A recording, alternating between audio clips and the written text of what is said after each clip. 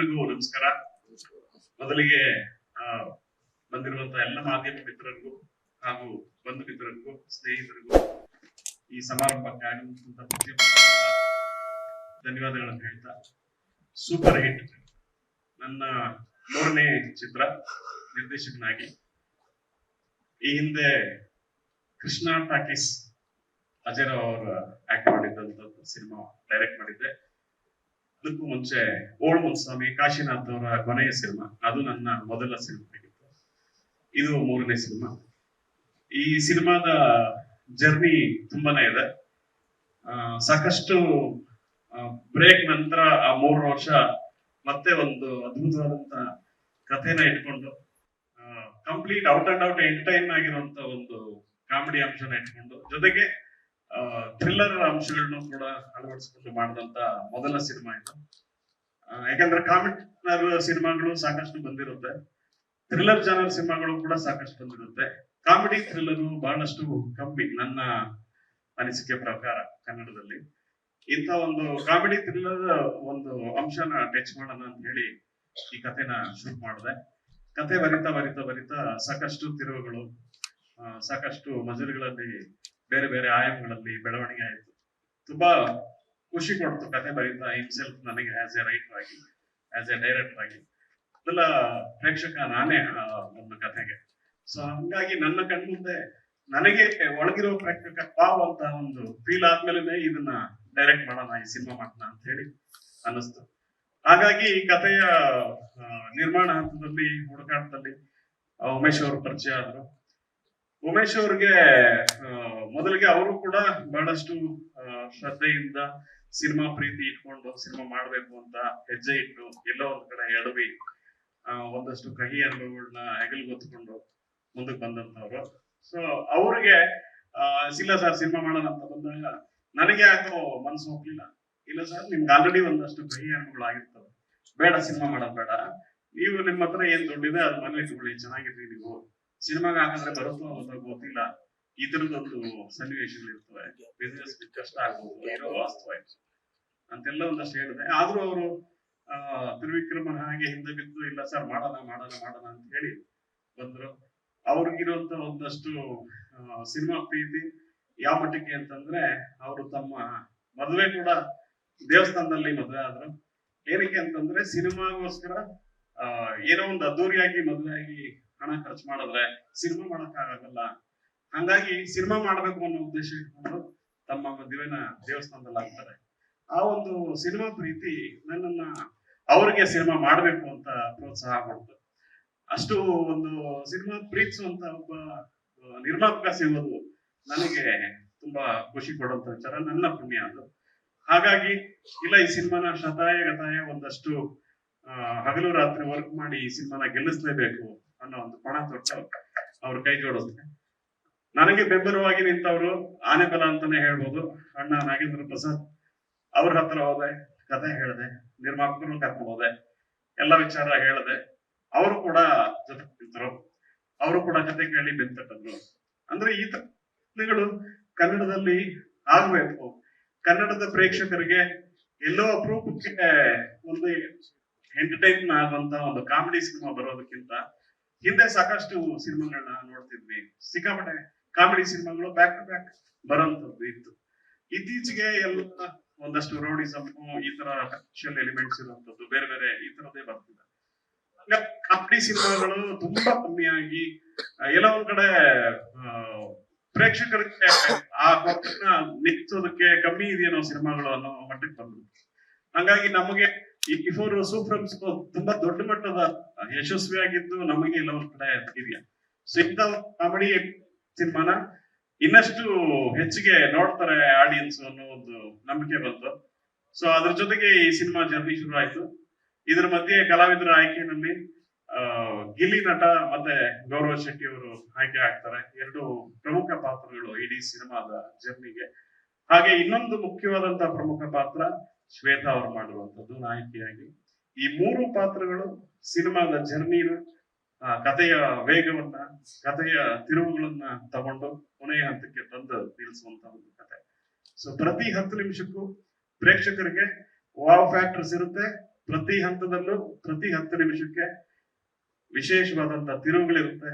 ಕೊನೆಯ 5 ನಿಮಿಷದವರೆಗೂ ಎಂಜಾಯ್ ಮಾಡ್ತಾ ಅದನ್ನ ಅದ್ಭುತವಾಗಿ ವಾವ್ ಅಂತ ಅನ್ಕೊಂಡೇ ನೋಡುವಂತ ಸಿನಿಮಾ ಇದಾಗಿದೆ. 100% ಅದಕ್ಕೆ ಗ್ಯಾರಂಟಿ ನಾನು. Super hit. ಆ ಟೈಟ್ಲ್ಗೆ ಆ ಸಿನಿಮಾ ಕೂಡ ಅದೇ ಮಟ್ಟಕ್ಕೆ ಬಂದಿದೆ. ರನ್ನಿಂಗ್ ಸಕ್ಸಸ್ಫುಲಿ ಟ್ಯಾಗ್ ಲೈನ್ ಇದೆ. ರನ್ನಿಂಗ್ ಸಕ್ಸಸ್ಫುಲಿ ಯೂಶಲಿ ನಾವು ಸಿನಿಮಾಗಳು ಹಿಟ್ ಆಗಿ ಇನ್ನೂ ರನ್ ಆಗ್ತಾ ಇದ್ದಾಗ ಆಗುವಂಥದ್ದು. ಈ ರನ್ನಿಂಗ್ ಸಕ್ಸಸ್ಫುಲಿ ಕಥೆಯಲ್ಲೂ ಕೂಡ ಪಾತ್ರಗಳು ಕೂಡ ಕೆಲವು ಅಂಶಗಳನ್ನ ಅಳವಡಿಸ್ಕೊಂಡಿರೋದ್ರಿಂದ ರನ್ನಿಂಗ್ ಸಕ್ಸಸ್ಫುಲಿ ಟ್ಯಾಗ್ ಲೈನ್ ಇಟ್ಟಿದ್ದೀವಿ. ಜೊತೆಗೆ ನಮಗೆ ಸಾಕಷ್ಟು ಕಲಾವಿದರು ಕೈ ಜೋಡಿಸಿದ್ರು. ಸಾಧು ಕೋಕಿಲ ಅವರು, ಪ್ರಮೋದ್ ಶೆಟ್ಟಿ ಅವರು, ಡ್ರ್ಯಾಗನ್ ಮಂಜು ಅವರು, ಕರಿಸುಬ್ಬು ಸರ್, ಜಿ ಗಿರಿ, ಟೆನ್ನಿಸ್ ಕೃಷ್ಣ ಅವರು, ಮಂಜಣ್ಣ, ಸೋಮು ಸರ್, ಅಜಯ್ ಅವರು ವೇದಿಕೆ ಮೇಲೆ ಬನ್ನಿ, ದಯವಿಟ್ಟು ನಿಧಾನಕ್ಕೆ ಬನ್ನಿ ಪರವಾಗಿಲ್ಲ, ಬನ್ನಿ ಲೇಟ್ ಆಗುತ್ತೆ. ಸೊ ಈ ರೀತಿ ಸಾಕಷ್ಟು ಕಲಾವಿದರ ದಂಡೆ ನಮ್ಗೆ ಕೈ ಜೋಡಿಸ್ತು. ಸೊ ಖುಷಿಯಿಂದ ಹೇಳ್ಕೊಂತೀನಿ, ಇದೊಂದು ಸಿನಿಮಾ ನನ್ನ ಹೆಮ್ಮೆ. ಅದ್ಭುತವಾದಂತ ಒಂದು ಪ್ರಾಡಕ್ಟ್ ರೆಡಿ ಆಗಿದೆ. ನಿರ್ಮಾಪಕರ ಮೊದಲ ಸಿನಿಮಾ ವಿಜಯಲಕ್ಷ್ಮಿ ಎಂಟರ್ಪ್ರೈಸಸ್ ಅವ್ರದ್ದು. ಈ ಒಂದು ಸಿನಿಮಾ ಮೂಲಕ ತುಂಬಾ ಆಳವಾಗಿ ಕನ್ನಡ ಚಿತ್ರರಂಗದಲ್ಲಿ ಬೇರೂರಿ ಇನ್ನೂ ಸಾಕಷ್ಟು ಚಿತ್ರಗಳು ಈ ಬ್ಯಾನರ್ ಮೂಲಕ ಬರಲಿ ಅನ್ನೋದು ನನ್ನ ಮನದಾಸೆ. ಇದೇ ರೀತಿ ಹೆಚ್ಚಿನ ಸಿನಿಮಾಗಳು ಪ್ರೋತ್ಸಾಹ ಸಿಗ್ಲಿ ನಿಮ್ಮೆಲ್ಲರಿಂದ ಅಂತ ಕೇಳ್ಕೊಳ್ತಾ, ನನಗೆ ಸಹಾಯ ಮಾಡದಂತ, ಸಪೋರ್ಟ್ ಮಾಡದಂತ ಎಲ್ಲ ಟೆಕ್ನಿಷಿಯನ್ಸ್, ನಮ್ಮ ನಾಗಾರ್ಜುನ್ ಸರ್ ಇರ್ಬೋದು, ಹನುಮಂತ್ ಅವ್ರು ಇರ್ಬೋದು, ನಮ್ಮ ಡೈರೆಕ್ಟ್ ಡಿಪಾರ್ಟ್ಮೆಂಟ್ ಸಂತ್ ಅವ್ರು ಇರ್ಬೋದು, ಮುಕುಂದ್ ಅವ್ರು ಇರ್ಬೋದು, ಹಾಗೆ ನನ್ನ ಆರ್ಟ್ ಡೈರೆಕ್ಟರ್ ಸತೀಶ್, ನನ್ನ ಕ್ಯಾಮ್ರಾಮ್ಯಾನ್ ಜೊತೆಗೆ ಕೆಲಸ ಮಾಡಿದಂತ ರುದ್ರಿ ಅವ್ರು ಇರ್ಬೋದು, ಹಾಗೆ ನನ್ನ ಕಾಸ್ಟ್ಯೂಮರ್ ಜಗದೀಶ್ ಅವ್ರು ಇರ್ಬೋದು. ಸೊ ಪ್ರತಿಯೊಬ್ಬ ಟೆಕ್ನಿಷಿಯನ್ ಹಗಲು ರಾತ್ರಿ ತುಂಬಾ ಶ್ರದ್ಧೆಯಿಂದ ಕಷ್ಟಪಟ್ಟು ಕೆಲಸ ಮಾಡಿದೀವಿ. ಈ ಸಿನಿಮಾಗೆ ಕಷ್ಟಪಟ್ಟು ಅನ್ನೋದಕ್ಕಿಂತ ತುಂಬಾ ಪ್ರೀತಿಯಿಂದ ಮಾಡಿದೀವಿ. ಸೊ ಸಿನಿಮಾ ಅಂತಂದ್ರೆ ಕಷ್ಟ, ಅದು ಯೂಶಲಿ ಅದು ಯಾರು ಹೊಸದಾಗಿ ಹೇಳುವಂತದ್ದು ಏನಿಲ್ಲ. ಬಟ್ ತುಂಬಾ ಪ್ರೀತಿಯಿಂದ ಯಾವುದೇ ಕಾರಣಕ್ಕೂ ಮಳೆ ಬಂದ್ರು ಬಿಸಿಲು ಬಂದ್ರು ಅದನ್ನ ತುಂಬಾ ಖುಷಿಯಿಂದ ಎಂಜಾಯ್ ಮಾಡ್ತಾ ಕೆಲಸ ಮಾಡಿದೀವಿ. ಸಿನಿಮಾದ ಲೊಕೇಶನ್ಸ್ ತುಂಬಾ ಇತ್ತು. ಯಾಕಂದ್ರೆ ಇಡೀ ಕತೆ ಒಂದು ಜರ್ನಿ ಬೇಸ್ ಸಿನಿಮಾ. ಇಡೀ ಕತೆ ತಿರುಗಾಟ. ಸೊ ಹುಬ್ಳಿ, ಧಾರವಾಡ, ದಾಂಡೇಲಿ, ಚಿಕ್ಕಮಂಗ್ಳೂರು, ಸಕಲೇಶ್ಪುರ, ಹೊನ್ನಾವರ, ಮರವಂತೆ, ಈ ಕಡೆ ಮೂಡಿಗೆರೆ, ಚನ್ನರಾಯಪಟ್ಟಣ, ಹಾಸನ, ಈ ರೀತಿ ಸಾಕಷ್ಟು ಪ್ರಾಂತ್ಯಗಳಲ್ಲಿ ಶೂಟ್ ಮಾಡಿದ್ವಿ. ಅದಕ್ಕೆ ಅದರದೇ ಆದಂತ ಟೈಮ್ ತಗೊಂಡು ಮಾಡೋಂತ ಒಂದು ಕೆಲಸ. ಹಾಗಾಗಿ ನಾನು ಇದನ್ನ ತುಂಬಾ ಟೈಮ್ ತಗೊಂಡು ಕೆಲವೊಂದು ಲೊಕೇಶನ್ಸ್ ಒಂದೊಂದು ಕಾಲದಲ್ಲಿ ಒಂದೊಂದು ರೀತಿ ಬದಲಾಗ್ತಾ ಇರುತ್ತೆ. ಸೊ ನಾವು ನೋಡ್ಕೊಂಡ್ ಬಂದಾಗ ಅಲ್ಲಿ ಡ್ರೈ ಇರುತ್ತೆ, ಮತ್ತೆ ಶೂಟ್ ಮಾಡಕ್ ಹೋದಾಗ ಅದು ಗ್ರೀನ್ ಇರುತ್ತೆ, ನಮ್ಮ ಗ್ರೀನ್ ಬೇಡವಾಗಿರುತ್ತೆ. ಸೊ ಡ್ರೈ ಆಗೋವರೆಗೂ ನಾವು ವೇಟ್ ಮಾಡಿರ್ತೀವಿ. ಈ ರೀತಿ ಸಾಕಷ್ಟು ಚಾಲೆಂಜ್ ನ ಫೇಸ್ ಮಾಡ್ಕೊಂಡು ಈ ಸಿನಿಮಾನ ಶುರು ಮಾಡಿದ್ವಿ. ಈ ಸಿನಿಮಾನ ಕಂಪ್ಲೀಟ್ ಮಾಡಿದ್ವಿ. ಈ ಸಿನಿಮಾ ಕಂಪ್ಲೀಟ್ ಆಗೋವರೆಗೂ ನಾನು ಎಲ್ಲೂ ಅನೌನ್ಸ್ ಮಾಡಬಾರ್ದು ಅಂತ ಇದ್ದೆ. ಕಾರಣ ಏನಂತಂದ್ರೆ ನಿರ್ಮಾಪಕರಿಗೆ ಈಗ ಆಲ್ರೆಡಿ ಆಗಿರುವಂತ ಒಂದು ಕಹಿ ಅನುಭವ ಇರಬಹುದು. ಸೊ ಈ ಸಿನಿಮಾನ ಕಂಪ್ಲೀಟ್ ಮಾಡದ್ಮೇಲೆ ಜನರ ಮುಂದೆ ನಾನು ಮುಗಿಸಿದೀನಿ ಅಂತ ಹೇಳುವಂತದಕ್ಕೆ ನಾನು ಇಷ್ಟಪಡ್ತೀನಿ ಅಂತ ಹೇಳಿ, ಸೊ ಇಡೀ ಸಿನಿಮಾನ ಕಂಪ್ಲೀಟ್ ಮಾಡದ್ಮೇಲೆ ನಿಮ್ ಮುಂದೆ ಬಂದಿದ್ದೀನಿ. ತುಂಬಾ ಖುಷಿ ಆಗ್ತಿದೆ ನೀವೆಲ್ಲರೂ ಸೇರಿ ಈ ಒಂದು ಕಾರ್ಯಕ್ರಮಕ್ಕೆ ಭಾಗವಹಿಸಿರುವಂತದ್ದು. ಟೀಸರ್ ತೋರಿಸಿದೀವಿ. ಇದು ಜಸ್ಟ್ ಟೀಸರ್ ಅಷ್ಟೇ. ಇದಕ್ಕೆ 1000 ಪಟ್ಟು ಎಂಟರ್ಟೈನ್ಮೆಂಟ್ ಮತ್ತೆ 1000 ಪಟ್ಟು ವಾವ್ ಫ್ಯಾಕ್ಟರ್ಸ್ ಈ ಸಿನಿಮಾದಲ್ಲಿರುತ್ತೆ. ಸೊ ನಿಮ್ಮೆಲ್ಲರ ಶುಭ ಹಾರೈಕೆಗಳು, ಬೆಂಬಲ ನಮ್ಮ ಮೇಲಿರ್ಲಿ, ಇಡೀ ತಂಡದ ಮೇಲೆ ನಿಮ್ಮ ಆಶೀರ್ವಾದ ಇರ್ಲಿ ಅಂತ ಕೇಳ್ಕೊಳ್ತಾ ಈ ನನ್ನ ಮಾತನ್ನ ಮುಗಿಸ್ತೀನಿ. Thank you. ಹೇಳಿ ಸರ್. ಸರಿ, ಟೈಟ್ಲು ಕತೆ ಮಾಡುತ್ತೆ ನಿರ್ಮಾಪಕರ ಮೈಂಡ್ಗೆ. ಇಲ್ಲ ಸರ್, ನಾನು ಸೂಪರ್ ಹಿಟ್ ಸಿನಿಮಾ ಮಾಡ್ಬೇಕು ಅಂತ ಹೇಳ್ತೀನಿ. ಸರ್, ಸೂಪರ್ ಹಿಟ್ ಸಿನಿಮಾ ಮಾಡೋದಲ್ಲ, ಅದು ಆಗೋದದು, ಅದು ಜನರು ಬಿಟ್ಟಿದ್ದು. ಸೊ ಜನ ಸೂಪರ್ ಹಿಟ್ ಮಾಡೋದು, ಜನ ಫ್ಲಾಪ್ ಕೊಡೋದು. ಅದು ಸಿನಿಮಾ ಕಂಟೆಂಟ್ ಮೇಲೂ ನಿಲ್ಲುತ್ತೆ. ಕೆಲವು ಸಲ ಕಂಟೆಂಟ್ ಚೆನ್ನಾಗಿಲ್ಲದೆ ಇದ್ರು ಕೂಡ ಹಿಟ್ ಆಗಿರುವಂತ ಸಿನಿಮಾಗಳು ಇರ್ತವೆ. ಕೆಲವು ಸಿನಿಮಾ ಕಂಟೆಂಟ್ ಸೂಪರ್ ಆಗಿದ್ದು ಫ್ಲಾಪ್ ಆಗಿರುವಂತದ್ದು ಇರ್ತವೆ. ಅದು ನಮ್ಮ ಕೈಲಿಲ್ಲ. ಇಲ್ಲ ಸರ್, ಸೂಪರ್ ಹಿಟ್ ಟೈಟ್ಲ್ ಚೆನ್ನಾಗಿರುತ್ತೆ ಅಂತ ಹೇಳಿ ಅವರೇ ಸೂಪರ್ ಹಿಟ್ ನ ಆಲ್ರೆಡಿ ಫಿಕ್ಸ್ ಆಗಿ ಆ ಟೈಟ್ಲ್ ಇಟ್ಕೊಂಡೆ ಮಾಡೋದು. ಅದಕ್ಕೆ ನಾವು ಹಿನ್ನೆಲೆ ಎಷ್ಟು ಶ್ರಮ ಹಾಕಿ ಮಾಡ್ಬೋದೋ, ಆ ಟೈಟ್ಲ್ಗೆ ಎಷ್ಟು ಅರ್ಥ ಕೊಡ್ಬೋದೋ ಅದನ್ನ ಶ್ರಮ ಹಾಕಿ ಮಾಡಿದೀವಿ ಸರ್. ಯಾವ ರೀತಿ ಬೇಕಾದ್ರೂ ಅನ್ಕೊಬಹುದು. ಸಿನಿಮಾ ಒಳಗೆ ಸಿನಿಮಾ ಕಥೆ ಅಲ್ಲ, ಆಕ್ಚುಲ್ ಆಗಿ ಸಿನಿಮಾನ ಹೊರತಾಗಿ ಬರುವಂತ ಒಂದು ಕತೆ. ಆ 3 ಪಾತ್ರಗಳು ಮುಖ್ಯವಾಗಿ ಏನಂತಂದ್ರೆ, ನನಗೆ ತುಂಬಾ ಇನ್ಸ್ಪೈರ್ ಆಗಿದ್ದಂತ ಒಂದು ಲೈನ್ ಏನಂತಂದ್ರೆ, ಈ ಕತೆ ಬರೆಯೋದಕ್ಕೆ ಭಗವದ್ಗೀತೆಯಲ್ಲಿ ಒಂದು ಅಂಶ ಇದೆ. ಒಂದು ಭಗವಂತನ ಅಪ್ಪಣೆ ಇಲ್ಲದೆ ಒಂದು ಹುಲ್ಕಡ್ಡಿ ಕೂಡ ಅಲುಗಾಡಲ್ಲ ಅಂತ ಹೇಳಿ. ಸೊ ಆ ಒಂದು ವಾಕ್ಯ ನನ್ನ ತುಂಬಾ ಟ್ರಿಗರ್ ಮಾಡ್ತು. ಸೊ ಯಾಕೆ ಈ ಒಂದು ಕಾನ್ಸೆಪ್ಟ್ ಅಲ್ಲೇ ನಾವು ಕತೆ ಬರಿಬಾರದು ಅಂತ ಹೇಳಿ ಒಂದು ಘಟನೆಯಿಂದ ಇನ್ನೊಂದು ಘಟನೆಗೆ ಎಲ್ಲೋ ಒಂದ್ ಕಡೆ ರಿಯಾಕ್ಟ್ ಆಗುವಂತ, ರಿಫ್ಲೆಕ್ಟ್ ಆಗುವಂತ, ರಿಯಾಕ್ಷನ್ ಆಗುವಂತ ಒಂದು ಪಾತ್ರಗಳನ್ನ ಇಟ್ಕೊಂಡು ಹೇಳದಂತ ಒಂದ್ ಕತೆ. ಇಲ್ಲಿ ಬರುವಂತ ಎಲ್ಲ ಪಾತ್ರಗಳು ಕೂಡ ತುಂಬಾ ಬಹುಮುಖ್ಯ ಘಟ್ಟ ಇಡೀ ಚಿತ್ರದಲ್ಲಿ. ಆ ರೀತಿ ಪ್ರತಿಯೊಂದು ಪಾತ್ರಕ್ಕೂ ಅದರದೇ ಆದಂತ ಮಾನದಂಡ ಇದೆ, ಅದರದೇ ಆದಂತ ಗೌರವ ಇದೆ ಕತೆ ಒಳಗೆ. ಸೊ ಯಾವ ಪಾತ್ರ ಕೂಡ ಒಂದೇ ಸೀನ್ ಬಂದೋದ್ರು ಆ ಒಂದು ಸೀನ್ ಕೂಡ ಏನಕ್ಕೆ ಬಂದಿದ್ದಾರೆ ಅನ್ನೋದನ್ನ ನಾವು ಹೇಳ್ತಾ ಹೋಗ್ತೀವಿ ಕ್ಲೈಮ್ಯಾಕ್ಸ್ ಅಲ್ಲಿ. ಆಮೇಲೆ ಎಲ್ಲೂ ಕೂಡ ಆಡಿಯನ್ಸ್ ಗೆ ಬೋರ್ ಆಗೋ ಅಂಶಗಳೆಲ್ಲೂ ಇಲ್ಲ. ಕಂಪ್ಲೀಟ್ ಕಾಮಿಡಿ ಎಂಟರ್ಟೈನ್ಮೆಂಟ್, ಬಿದ್ದು ಬಿದ್ದು ನಗುವಂತ ಸಿನಿಮಾ ಕೊನೆವರೆಗೂ ಅದೇ ರೀತಿ ಇದು. ಅಂದ್ರೆ ಕತೆ ಬರಿಬೇಕಾದ್ರೇನೆ ಕೆಲವು ಪಾತ್ರಗಳು ಕಣ್ಮುಂದೆ ಬಂದ್ಬಿಡುತ್ತೆ. ಇಲ್ಲ ಈ ಪಾತ್ರ ಸಾಧು ಸರ್ ಮಾಡಿದ್ರೆ ಚೆನ್ನಾಗಿರುತ್ತೆ, ಇಲ್ಲ ಈ ಪಾತ್ರ ನಮಗೆ ಡ್ರ್ಯಾಗನ್ ಸರ್ ಮಾಡಿದ್ರೆ ಚೆನ್ನಾಗಿರುತ್ತೆ ಅಂತ ಹೇಳಿ. ಆ ರೀತಿ ಬಂದಂತ ಕಲ್ಪನೆನಲ್ಲೇ ಗೌರವ್ ಶೆಟ್ಟಿ ಅವರಾಗ್ಬೋದು, ಗಿಲ್ಲಿ ಅವರಾಗ್ಬೋದು. ಬರಿಬೇಕಾದ್ರೆ ಇವ್ರದ್ದು ಸಾಕಷ್ಟು ವಿಡಿಯೋಸ್ ಎಲ್ಲ ನಾನು ನೋಡಿದ್ದೆ. ಇಲ್ಲ ಈ ಪಾತ್ರ ಸ್ಪಾಂಟೇನಿಯಸ್ ಆಗಿ ಅದು ತಗೋಬೇಕು ಕಾಮಿಡಿನ, ಅದು ಹೇಳ್ಕೊಟ್ಟು ಮಾಡಿಸುವಂತದ್ದಲ್ಲ.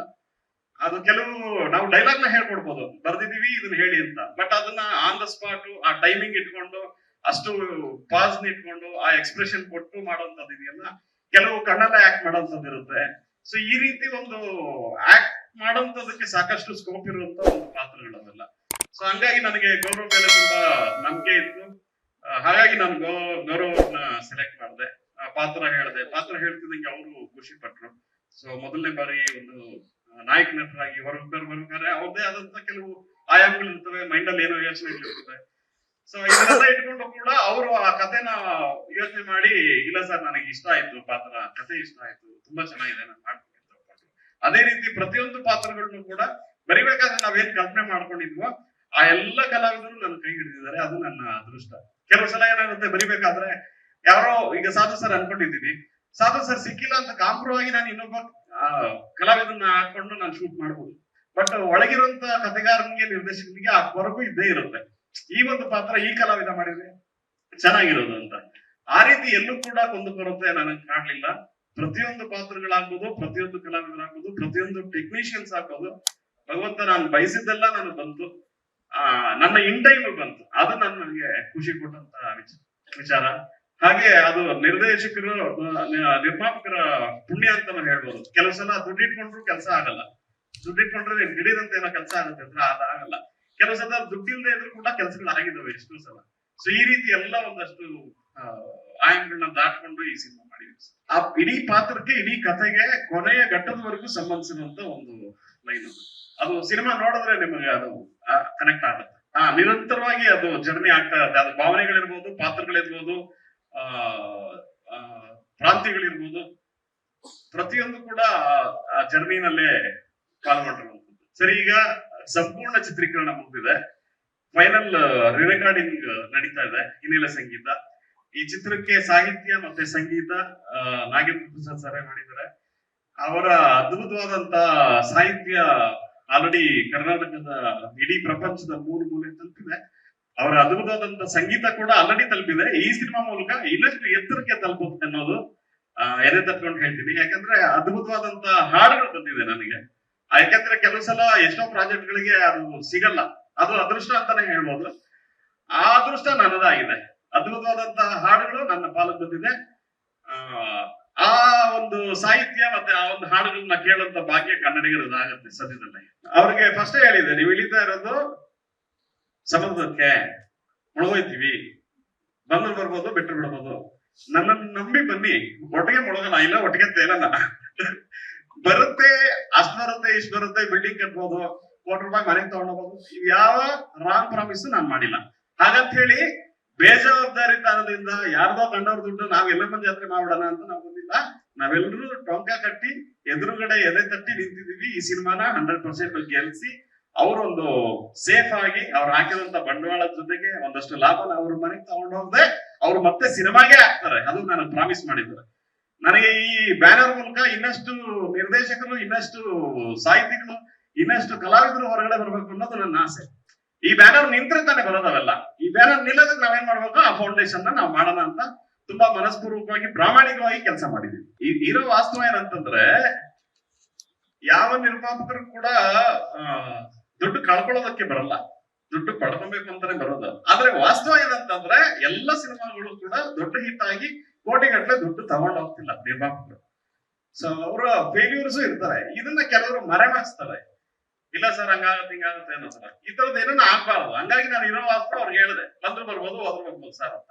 ಆದ್ರೆ ನಾವು ಗೆದ್ದು ಆ ಸಕ್ಸಸ್ ಅನ್ನುವಂತ ಯಶಸ್ಸು ಅನ್ನುವಂತ ಸಮುದ್ರದಲ್ಲಿ ಮುಳುಗಿಸ್ತೀವಿ ಅವ್ರನ್ನ, ಇದನ್ನ ನಾನು ಗ್ಯಾರಂಟಿ ಕೊಡ್ತೀನಿ. ಥ್ಯಾಂಕ್ ಯು ಡೈರೆಕ್ಟ್ರೆ, ಆಲ್ ದ ವೆರಿ ಬೆಸ್ಟ್. ಅವರ ನಂಬಿಕೆನ ಉಳಿಸ್ಕೊಳ್ಳುವಂತ ಜವಾಬ್ದಾರಿ ನಂದಿರುತ್ತೆ, ಆ ನಂಬಿಕೆನ ಉಳಿಸ್ಕೊಳ್ತೀನಿ. ಓಕೆ, ಆಯ್ತಲ್ಲ sir. Thank you so much ಡೈರೆಕ್ಟ್ರೆ, ಆಲ್ ದ ವೆರಿ ಬೆಸ್ಟ್. ಒಳ್ಳೇದಾಗ್ಲಿ, ಸೂಪರ್ ಹಿಟ್ ಆಗ್ಲಿ ಅಂತ ನಾವು ಆಶಿಸ್ತೀವಿ. ಲೇಟೆಸ್ಟ್ ಹಾಗೂ ಇಂಟ್ರೆಸ್ಟಿಂಗ್ ಸುದ್ದಿಗಳಿಗಾಗಿ ಬಾಸ್ ಟಿವಿ ಕನ್ನಡ ಚಾನೆಲ್ನ ಸಬ್ಸ್ಕ್ರೈಬ್ ಮಾಡಿ, ಹಾಗೆಯೇ ಬೆಲ್ ಐಕಾನ್ ಪ್ರೆಸ್ ಮಾಡಿ. ಇದರ ಜೊತೆಗೆ ಫೇಸ್ಬುಕ್, ಇನ್ಸ್ಟಾಗ್ರಾಮ್, ಎಕ್ಸ್ ನಲ್ಲೂ ಮಿಸ್ ಮಾಡದೆ ಫಾಲೋ ಮಾಡಿ.